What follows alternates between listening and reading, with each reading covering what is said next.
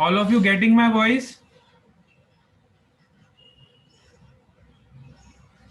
Yes, okay.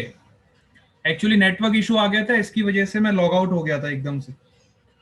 ठीक है, now it is perfect. Let's continue with question number 23, 22. हाँ 22. Question number 22.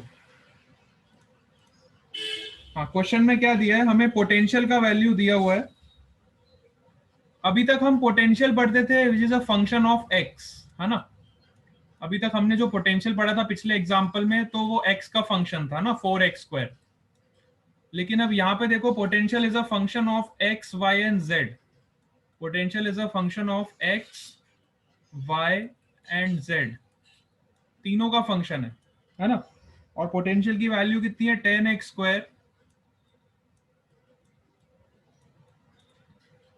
Plus 5y² minus 3z². ठीक है. अभी तक हम जो क्वेश्चन सॉल्व करते थे, वहां पे पोटेंशियल सिर्फ एक ही वेरिएबल का फंक्शन होता था. लेकिन इस क्वेश्चन में क्या है, potential is a function of 3 variables X Y and Z. So यहाँ पे हमारा सिंपल डिफरेंशिएशन नहीं लगेगा.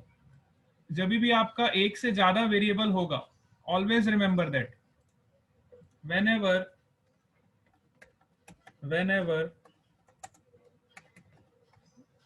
there is more than one variable,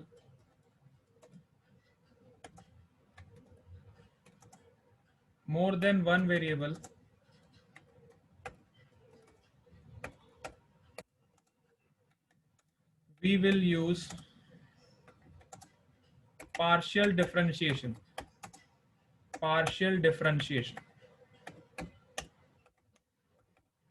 ये मैथ्स में आपको पढ़ाया जाता है पार्शियल डिफरेंशिएशन.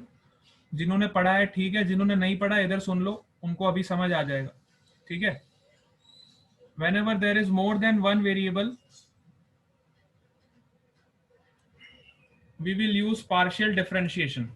ठीक है. जब भी एक से ज्यादा वेरिएबल होगा तो हम क्या यूज करेंगे, पार्शियल डिफरेंशिएशन यूज करेंगे. ठीक है.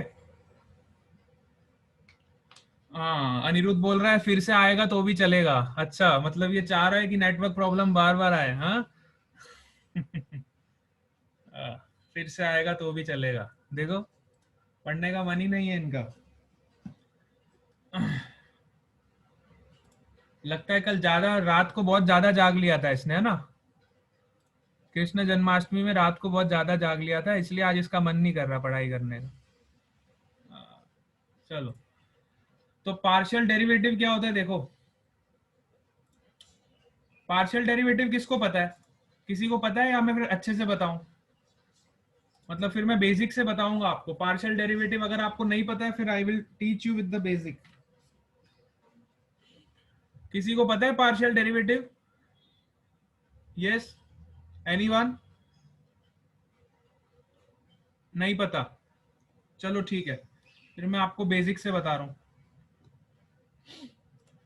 पार्शियल डेरिवेटिव में हम क्या करते हैं, पहले तो एक पॉइंट ये क्लियर होना चाहिए कि एक से ज्यादा वेरिएबल जब होंगे then we will use partial differentiation. ठीक है. Partial differentiation. तो पार्शियल डिफरेंशिएशन का जो सिंबल होता है वो होता है डेल. पार्शियल डिफरेंशिएशन का सिंबल क्या होता है, डेल. हम डेल यूज करते हैं. नॉर्मल डिफरेंशिएशन के लिए हम यूज करते हैं डी, है ना. पार्शियल डिफरेंशिएशन के लिए हम ये वाला ऑपरेटर यूज करते हैं, this is known as del. So जब एक वेरिएबल होता था तो हम इलेक्ट्रिक फील्ड निकालते थे, माइनस डीवी अपॉन डीएक्स लिखते थे, है ना. Minus DV upon DX. लेकिन जब तीन वेरिएबल होंगे, है ना, एक्स वाई और जेड, तो हम इलेक्ट्रिक फील्ड को इस तरह से डिफाइन करते हैं. Electric field is define as, actually electric field vector quantity, और तीन वेरिएबल है तो हम इलेक्ट्रिक फील्ड को इस तरह से डिफाइन करते हैं, minus del by del X, minus del by del X, minus del by del X of V I cap minus del by del Y of V J cap and minus del by del Z of V K cap. ज्यादातर exam में जो question होते हैं वो single variable के ही आते हैं, है ना। मैक्सिमम क्वेश्चन जो आपके बोर्ड एग्जामिनेशन में आते हैं वो सिंगल वेरिएबल के ही आते हैं, लेकिन कई बार वो एक से ज्यादा वेरिएबल, 2 या 3 वेरिएबल के भी क्वेश्चन पूछ लेते हैं, तो इसलिए हमें पार्शियल डेरिवेटिव पता होना चाहिए। हालांकि ज्यादातर क्वेश्चन आपके जो होंगे एग्जाम में वो सिंगल वेरिएबल्स के ही आएंगे, लेकिन फिर भी ये आपको इंफॉर्मेशन होना चाहिए, क्योंकि कई बार मान लो 3 वेरिएबल आ गए तो फिर आप क्या करोगे, है ना। फिर आपको इलेक्ट्रिक फील्ड निकालना आना चाहिए। तो 3 वेरिएबल्स अगर होंगे तो हमारे पास इलेक्ट्रिक फील्ड निकालने का ये फॉर्मूला है, E electric field is equal to minus del V by del X I cap minus del V by del Y J cap and minus del V by del Z K cap.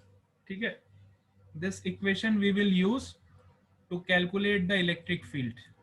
ठीक है, तो यहां पे देखो ये वाला जो component है ना, minus del V by del X, this is the x component of electric field, this is the x component of electric field, minus del v